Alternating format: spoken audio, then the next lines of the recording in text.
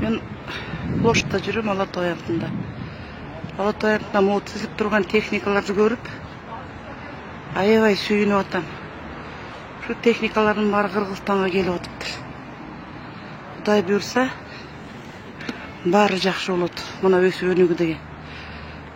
Жанына келсең, кадимкидей толкунданат экенсиң. Карачы, могу шагыраган машиналар, японский машиналар, жаз пикаптар.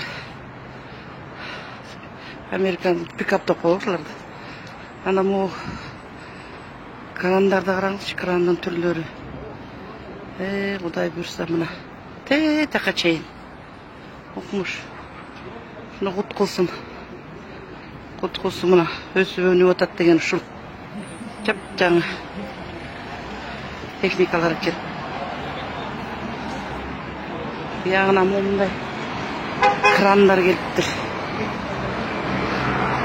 Ягында чоң-чоң крандарды караңларчы. Ар жакта да крандар турат.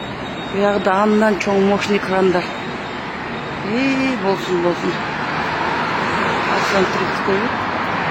Жанында аябай чоң, аябай чоң. Мына могу жол салганга. Бул да жетишкендик, бул да өсүп өнүгүү. Кудайга шүгүр дейли ошо. Шүгүр. Мындайдын бирин да көрбөйт элек. Мен муну интернеттен эле көрчү элем мындай техниканы. Жанына келсең окумуш. Ушуну иштетип, жакшы пайдаланып кетсе экен.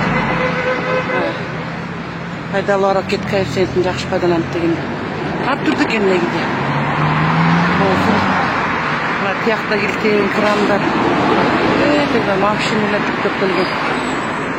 Жараткан Алла Таалам шуга да ыраазы бололу. Шүгүр. Кыргызстан өсүп өнсүн. Элим аман, жерим аман болсун.